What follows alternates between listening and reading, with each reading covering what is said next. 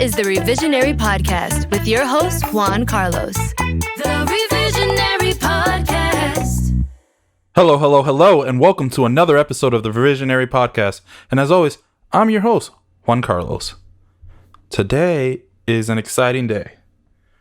First and foremost, the contest is still going on. If you haven't already entered, make sure you go ahead and leave that review on Apple. Make sure you're following us on social media. Otherwise, you really are going to miss out. And why not? It's free money. Literally, something will take you 30 seconds and you could potentially walk away with a little bit of cash in your pocket. Oh, yeah. I guess I should let you in on something. Unfortunately, I got deported. Yeah. So now I live in the Seattle area as opposed to New York City. So there's that. I mean, I think there have been hints about it for a couple of weeks now, so I think you guys kind of known. But if you don't know, now you know. So it's official. It's out there. I'm just putting it out there. And this is my first winter, like, in the Pacific Northwest, and I must say that it is not feeling like winter. I walked around yesterday for a couple of hours in shorts and people were looking at me funny. You know what it felt like? You know those people back when growing up, the people who used to come into New York from the Midwest? It'd be like 22 degrees and they're outside in like flip-flops and shorts and you're like, dude, what are you doing? And they're like, oh, this isn't real winter. This is nothing. And I was like, and I always thought that those people were like the worst people on earth. And now I've become that person. I'm sitting there like, people are here bundled up and looking at me funny. And they're like, dude, what are you doing? I'm like, it's 48 degrees, guys. This isn't real winter. Like, to me, you know what this kind of feels like? This feels like a crisp fall day in New York. Like, this is quite pleasant. I'm rather enjoying it.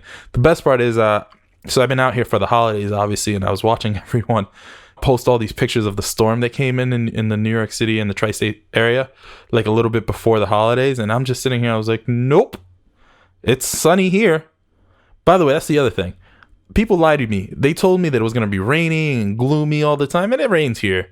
But it doesn't really rain, you know, it kind of drizzles.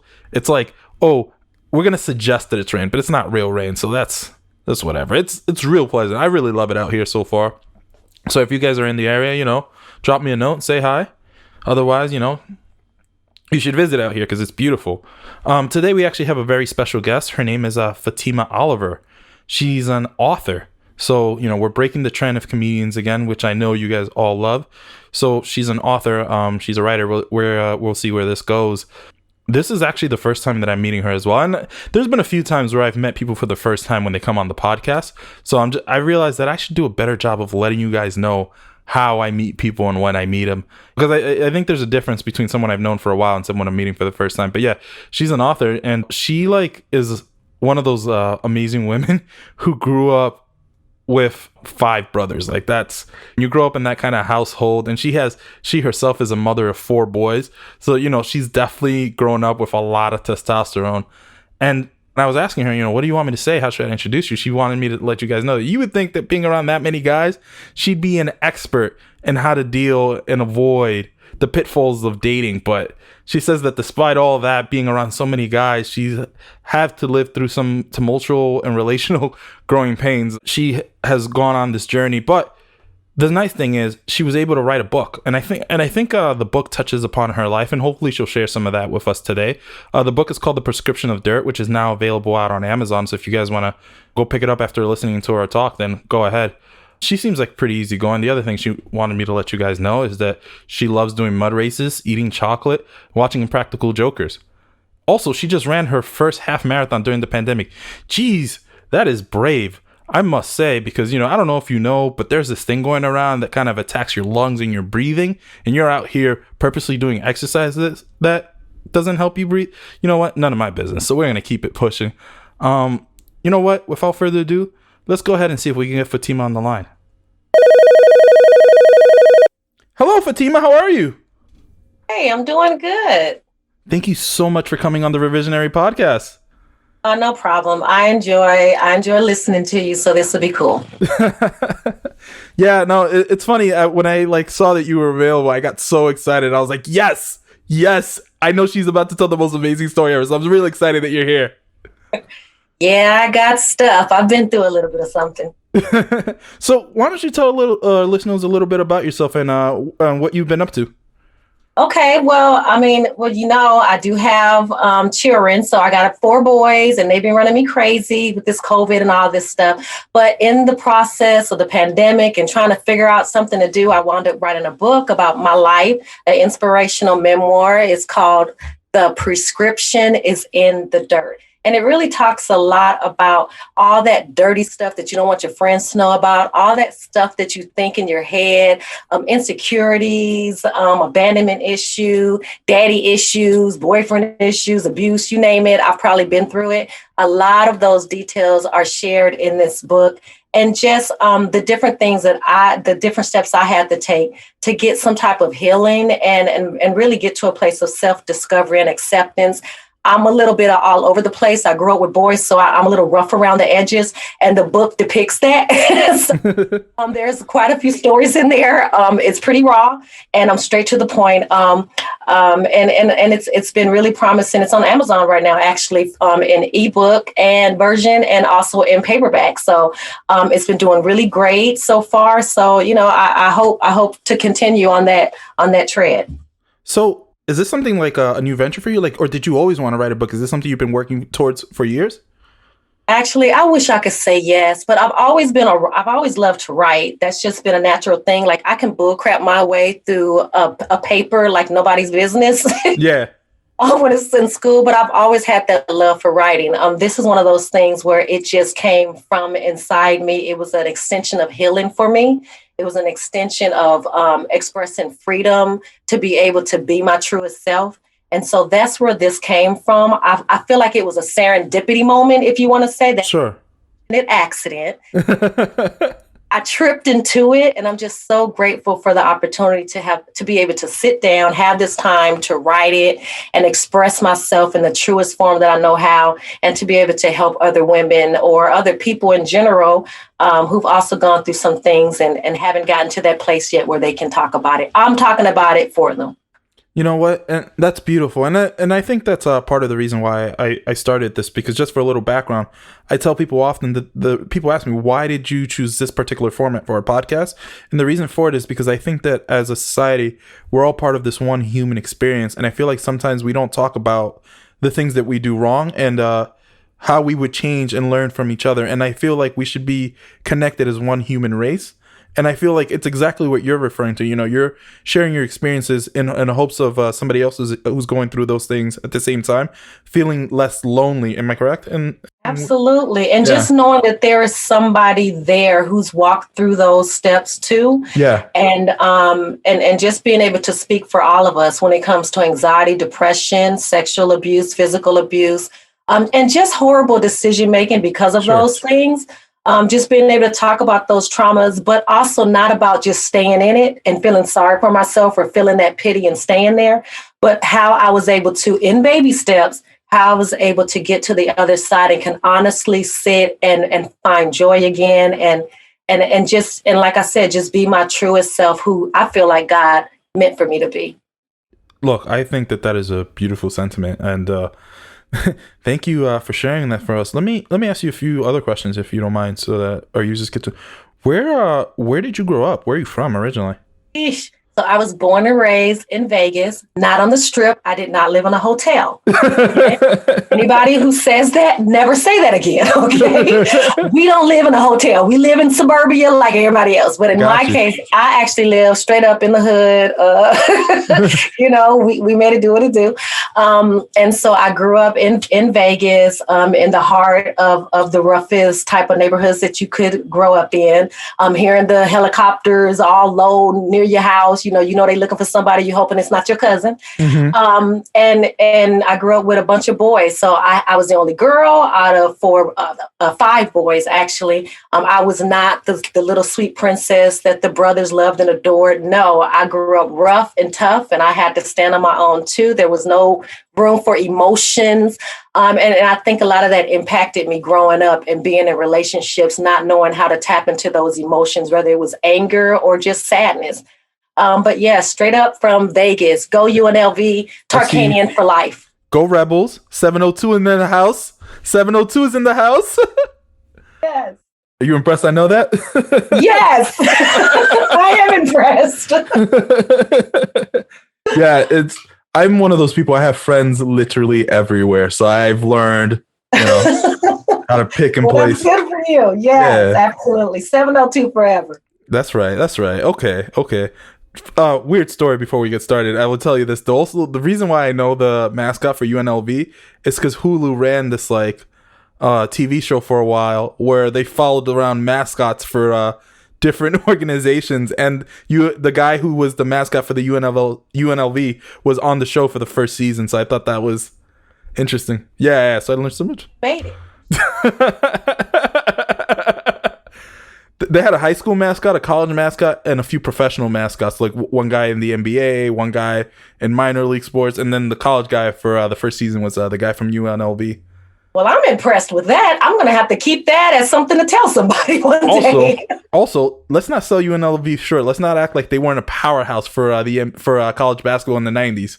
Absolutely, they were. That was my time, and that's what I hold on to. Despite their record now, I hold on to the Tarkanian legacy. Yeah, it was like a bunch of really good NBA players on that team. It was. Larry Johnson was one of them, if I'm not mistaken. My boyfriend. I mean, he didn't know it, but he was totally my boyfriend. That's wonderful. So why don't we go ahead and jump into this? Fatima, go ahead and the stage is yours. Go ahead and tell us your story.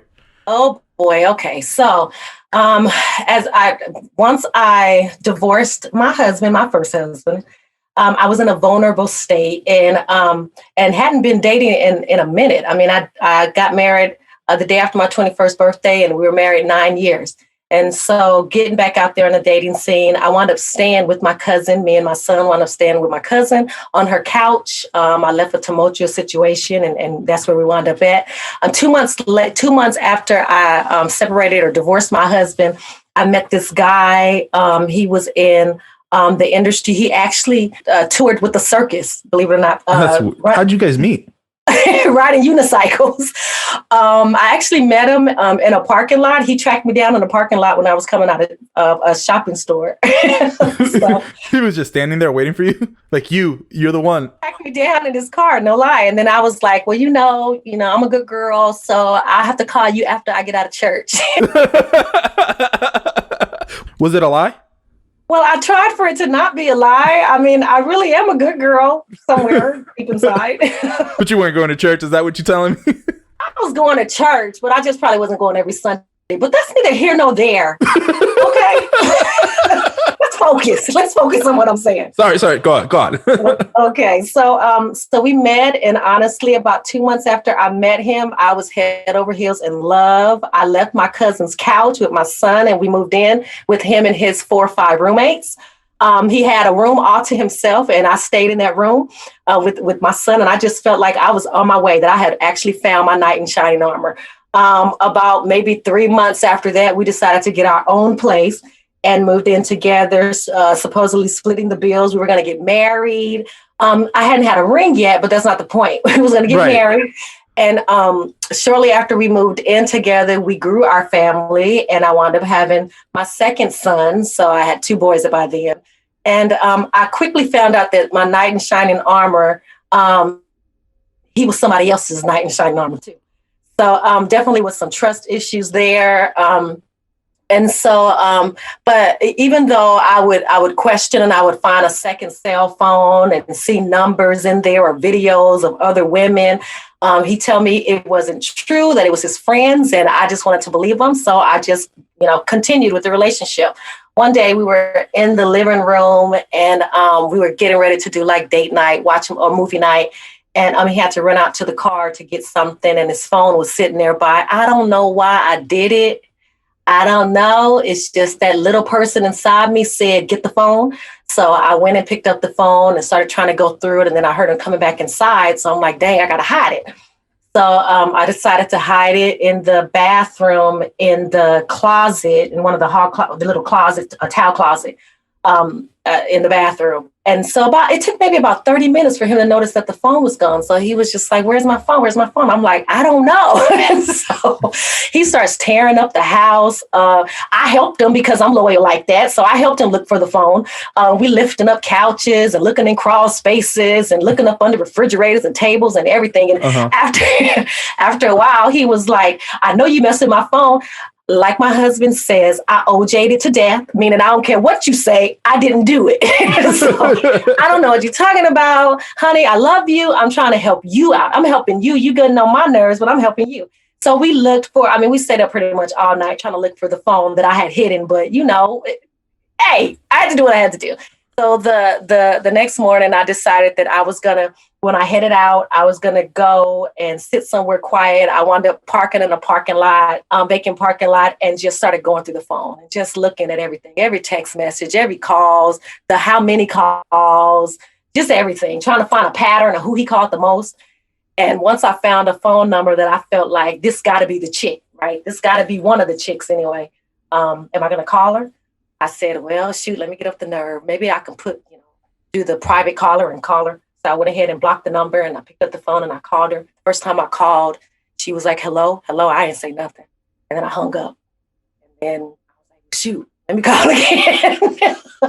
I called it again and she answered. She said hello a couple of times. And then she said, well, if he was yours, you wouldn't have to be calling me anyway if he was really yours. Wow. I didn't know what to say. I mean, clearly I wasn't saying nothing anyway. Yeah. But that just hit like a dagger because clearly she had a sense that it was another woman on the phone. Mm-hmm. And so I hung up and I just sat there and I just had to take in the fact that, you know what, like that was real talk. You know, I hated that she said that to me. Right. And so to take out my frustration, I just went ahead and got a tire iron? Yeah. In the back of the car, and I beat the hell out of that phone. I broke the phone, beat the hell out of it, took all my frustrations out on that phone, left it in the parking lot, and I wound up going back home and continued on with the lie that I never knew what happened to the phone, and he wound up getting another phone. Okay. So I have so many questions. We're going to really break this on. Let's dive deep. Let's start at the beginning. So how did you get from meeting this guy in the parking lot to moving in with him? Like, what happened in between? So tell me about that. I just felt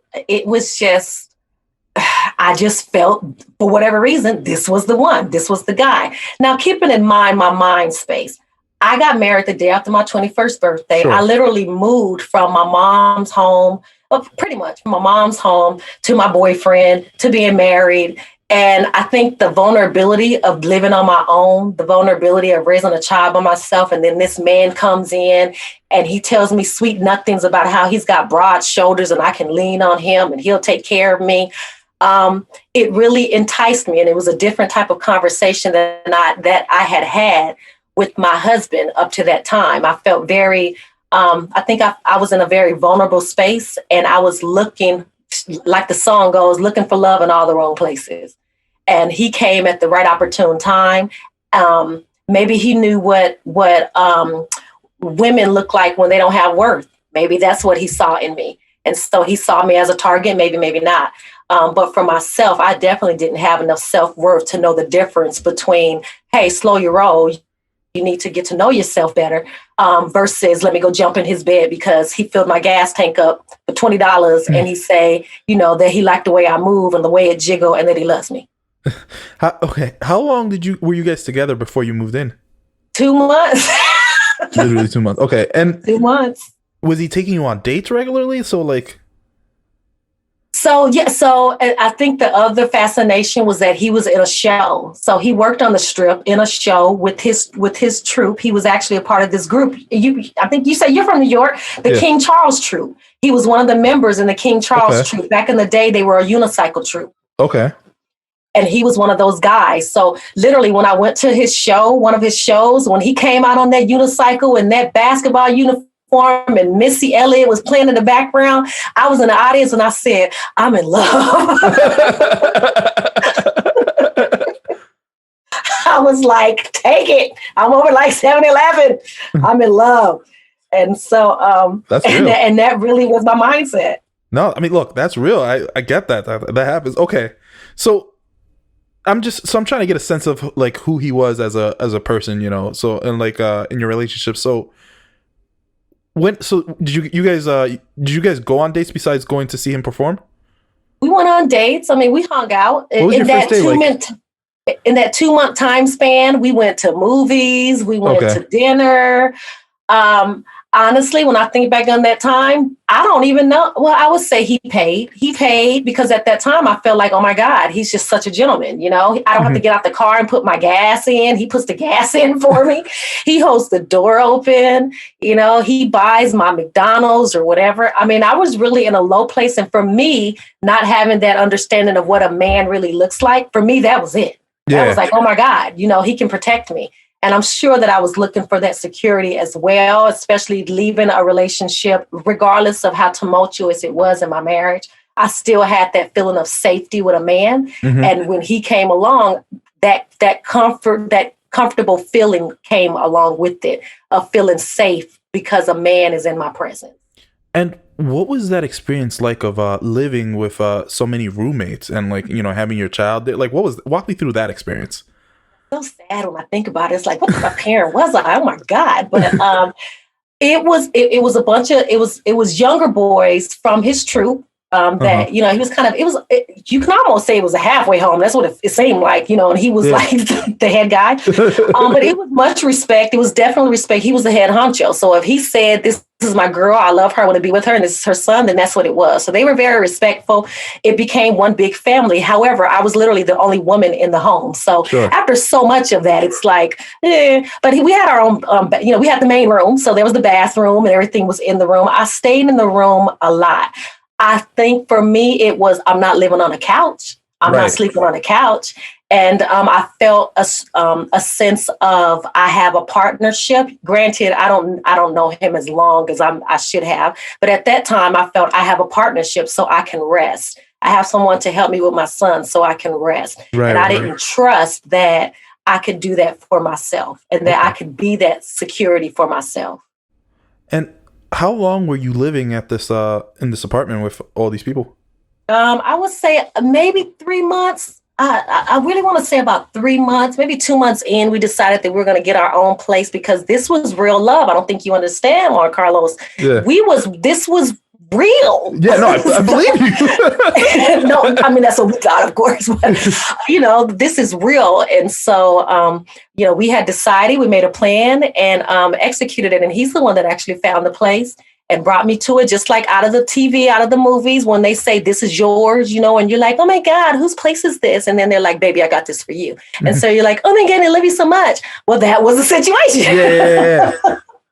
Okay. You know, and so, and then from there, I think that's when reality set in as far as like what responsibility looks like, what divvying up bills look like, what our relationship as a whole is looking like. And do I really know this guy like I thought I did? That's when those things started to come up. But by then I was in like thigh deep.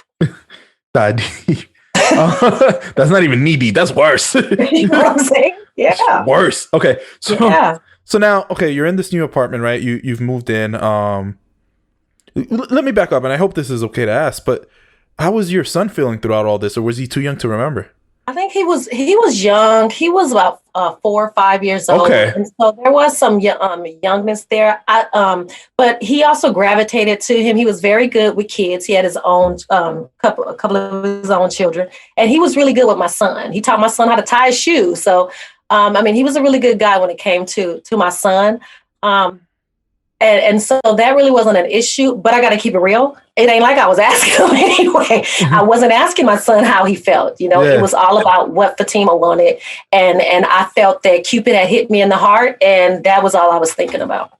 Okay. So now you moved to this new apartment, right? You're there. How long did it take for I don't want to call it reality, but for for things to start developing, let's say that. How long did it take for that to hit?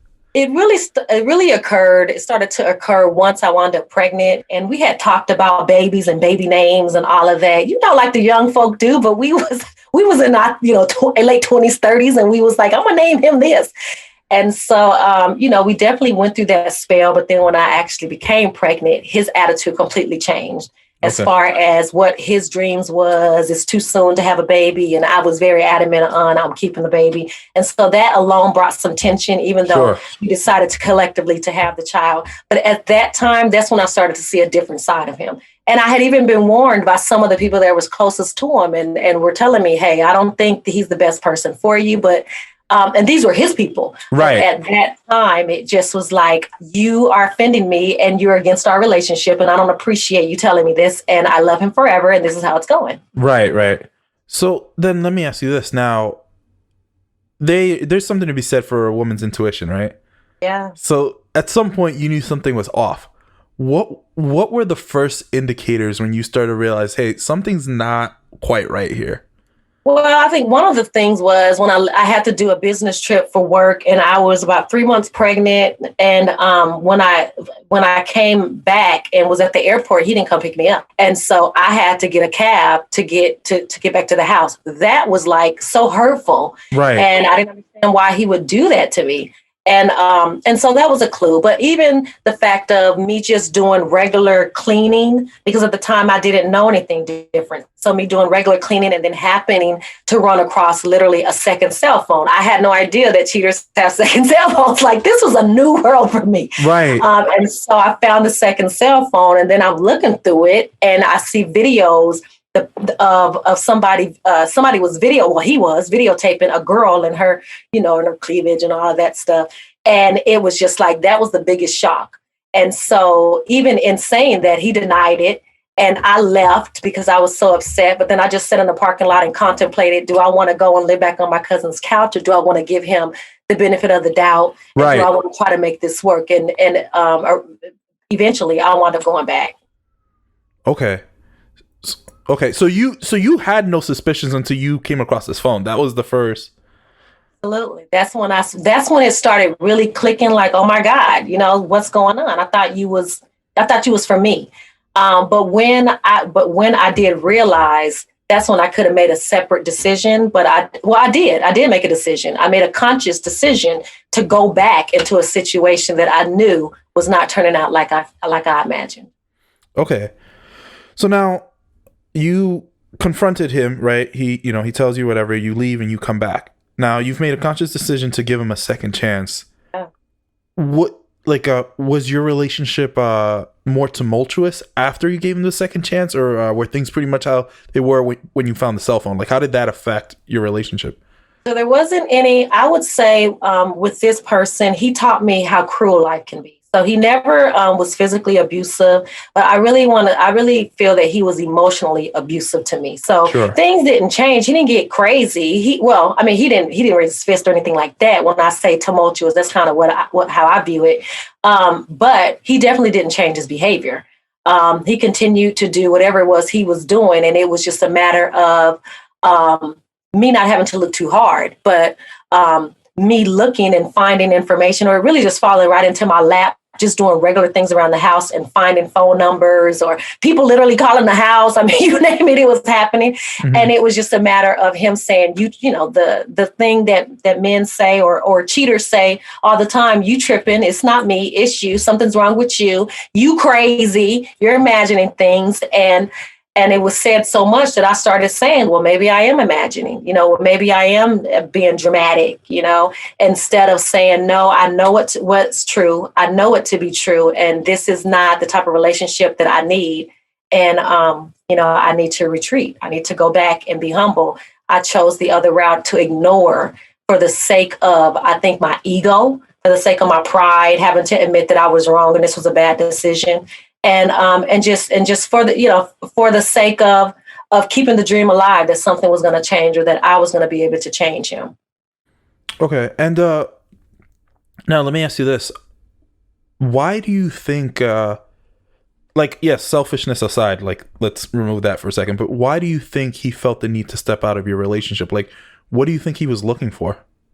I'm not sure what he was looking for. And that's one of those things where, we get trapped in as people who have been cheated on. Sure. Sometimes we get trapped into what can I be for them? What are they looking for? Maybe if I change myself, then they'll do this. But I have learned that no matter how much you try to be what somebody's like, what somebody likes, you will never be what they want if they don't want you. Period. Right. And so for me, I truly felt by the end of our relationship that I was just straight up being pimped. And it was more so I was consistent. I had consistent income. I mean, that's just what I was. And so he didn't want to let me go. And I do believe that he cared for me and there was some love there.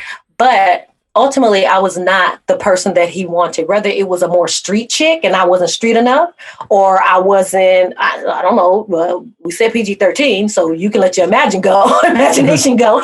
There could be a lot of things. But at the end of the day, it really wasn't necessarily about him. It was about my self-worth and what I saw in myself. And the fact that I was trying to, and to some degree, manipulate his feelings for me so that I could feel cared for. And why would we want to put ourselves in a position to manipulate somebody's feelings to love us? But that's what I was trying to do. And you were correct me if I'm wrong, you were the main breadwinner, right? You were the one essentially upholding the household. I mean, I was the one that was more consistent because he did work in the industry. He did have jobs or gigs, as we like to say. He performed in different shows, but it wasn't consistent. There could be 2 months of working and then 3 months of not working. So I was consistency. I was making sure those bills got paid and the water didn't go off. So I think there's something to be said about that. And a lot of times people stay with people because they're consistent.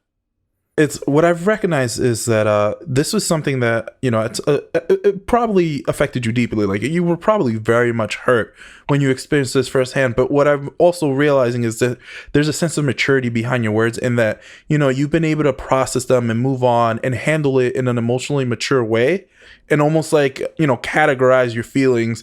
And you took the lessons that you needed from this and were able to move on. That's the sense that I'm getting from you. Yeah, absolutely. But I want to make it plain. That was not an immediate process. Right. We were on and off for 4 years. We were on and off. I had a child with this man. Yeah. There's so much story that we just don't have time to explain. Sure. But it took a long time for me to get to the place where I realized that I may not know exactly what I want, but I know I don't want this. And so it took, like I said, we were together on and off 4 years. Wait. So when you found out he was cheating, that was 4 years after you had met? No, I'm saying when I first found out he was cheating, I still stayed probably 3 more years. That's what I was going to ask you. So when you broke his phone in the tire, you like just packed up and just went home, right back to him? Absolutely. Wow. Absolutely. Yes. Wow. And I'm telling it like it is because I want people to understand that I'm so grateful where I'm at. I'm so grateful to have a loving husband and have kids and all this lineage and whatever. But that doesn't mean that I haven't went through my own stuff. And I had to learn, though, from it, or I would have kept on making those decisions, right? I upgraded. I'm like the Beyonce song. I straight up upgraded. You hear me? I talk about my family. But it took so much pain, so many tears, and so much sorrow to get to a place where I was confident enough to say, I don't want this anymore. I don't want to play this game anymore. I don't want to be that bottom chick. I don't want to be the bottom chick anymore where everybody else is building on top of me, and holding you down when I know that you're no good for me. And that really, it doesn't appear that I'm any good for you, or you wouldn't have to go out and find somebody else. So let me ask you this then. Once you had that conversation with this woman and you went home, would you just, went cooking and cleaning or whatever it is that you were doing as if nothing happened, or did you confront him again? Well, absolutely. That's what I did, Juan Carlos. I went home. I picked up the kid from school. He needed a ride. Yeah. I went back home. I cooked. I cleaned. I kept my mouth shut. I processed the fact that there was somebody else. Absolutely. And I kept that secret deep inside my heart, and it broke my heart, but I stayed. Okay. And for me, it's not just about his decision-making. To me, it's so much more about my decision-making and the fact of low self-worth that I had for myself to be able to hear another woman on the phone basically tell me she's, clearly she knows the number. She saw the number come over, or even though I tried to block it, I can't say if I did it right or wrong, but I'm just saying clearly she knew there was a reason why her number was in his phone. And so I knew that I had that information, and I made a conscious decision to harbor that information, not confront him, and just continue on with the relationship for whatever fears, whether it was fear of being by myself, fear of not getting another man. Just, there could be an array of things, but I know for me, those are two of those things. And just the fact of having to start over by myself and not knowing the first thing about being by myself. Wow. I think that's incredibly powerful. Let me go ahead and just kick it right back to you. If you go ahead and retell us your story.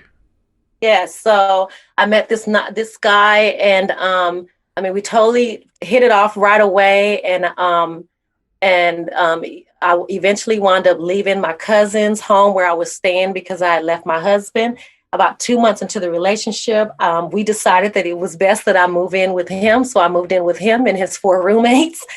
And it felt like a love at first sight when I met him. And I felt like Cupid had hit me right in the heart.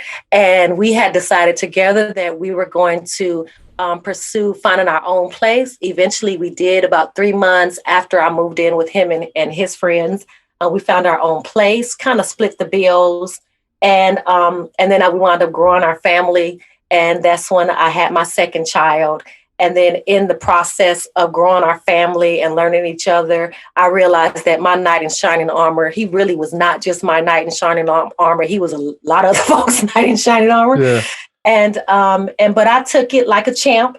And then, but I didn't really trust him. And so one day, he went to the car to get something out of the car during our date night and our movie night. And when he went to the car, I decided, I don't really know why I did it, but something on the inside said, grab the phone. So I went and got his phone, and I went ahead and hid it because I knew that I would want to look into it later. So I went ahead and hid the phone, and I put it in the bathroom underneath some towels. And then when he came back into the house, it took him about 30 minutes to an hour before he realized that his phone was missing. And then being the loyal girlfriend that I am, or that I was, I helped him look for it. And we picked up the couches and we looked in crawl spaces and underneath the table to try to find the phone. And after a while, he started accusing me. And of course, I was like, how dare you accuse me? I would never touch your phone. That's not the type of girlfriend I am. How dare you? And so when he went to bed, I had decided that when I got up in the morning, I would go to a place and just go through his phone. So in the morning, I went ahead with my idea, and I sat in a parking lot, a vacant parking lot, and I just started combing through the phone. And then when I thought I found a number where I was thinking, well, he calls this phone number a lot. So I decided to call it. At first, I was like, I don't know. What am I going to say? What am I going to do?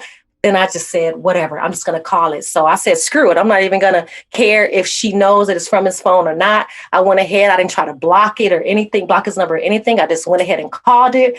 And when the girl answered the phone, it was a girl. And she said, hello, who is this? And I went ahead and told her that this is Fatima and I am with this person. Won't say his name. Yeah, please don't. You're in his phone. And I want to know what you guys' relationship is. And then she went on to tell me that they had an extensive relationship, that they had been together for about a year. And then I was like, what? And she was like, yeah. And girl, if you want me to, you can call me when you get to the house and confront him, and I will confront him with you. And I was like, great, sister code. So when I went ahead and cried in the car a little bit, I got myself together. I drove back to the house and caught him just before he left for his show. And I confronted him about the girl, and he said it wasn't true and that I was tripping and that it was me and that I was going crazy. And I said, no, not this time. You played that on me before, but not today. And I called the girl on the phone, put her on speakerphone, and she confronted him with me. I packed up my stuff, me and my son, and we went back to my cousin's house. And I stayed there until I was able to get onto my own feet. Beautiful. Well done. First off, I love that there's a sister unity in your second story. Like, I appreciated that. I forgot to ask you the first time. How did you keep a straight face when he was looking for his phone and you knew exactly where? Also, how did you steer him away from not looking exactly where you put it? Well, who's going into the bathroom, number one, to look under towels, right? And his phone was on vibrate. Now, I will say I did hear it vibrate. I have very good ears. Like, it's a blessing and a cursing. I really do. I heard it vibrating. So I went back into the bathroom to shut it off. True story. Oh my God, my heart was racing. So crazy. But yeah. So number one, nobody's looking there. And then when he was saying, I know you did it. I mean, really, it really was just me and him in the room. But I just got a good poker face. I mean, you learn that. Growing up in the hood, I was the only girl. Sometimes I had to go to the neighborhood store by myself, dudes on the corner, all of that. You got to know how to have a straight face. You got to let them know you're not playing. Even if you're scared, you got to pretend like you're not, okay? And so I just grew up with a really good poker face, and I poker faced the mess out of that. Wow. Okay. And in your revision, I noticed that you spoke to her, but like that could have gone south. How would you have reacted if she had reacted violently, or like, if she had said that same wild stuff that she said to you in real life? Do you wish there was something you would have said to her? I mean, I've definitely had that situation with the same person where I did call and they didn't seem to care. And they were like, oh, well, he's calling me, so y'all must not be together. I don't believe you. That's not your man. And I really went into this at that time in my life. I went into this pleading mode, this victimization mode of, but I have his child, and don't you care about our family, and you're breaking up a family. I went into that whole mode. And I probably would have responded the same way. But at the end of the day, regardless of what the chick would have said, and regardless of what he would have said, it really still boils down to me and my choices, and understanding that I can't control somebody else. There is nothing in me that can control somebody else's decisions. I can only control my decisions. And I can't change the past. Right. Nobody can change the past, but you can decide on how you want to allow it to impact your future. And those are the key things that I wish I would have understood at that time in my life. Beautifully said. And I think that is a beautiful way to wrap up this conversation. I want to thank you again for coming on the podcast. Before we let you go, we have two traditions on this podcast. The first is we like to end every story, every conversation on a light note.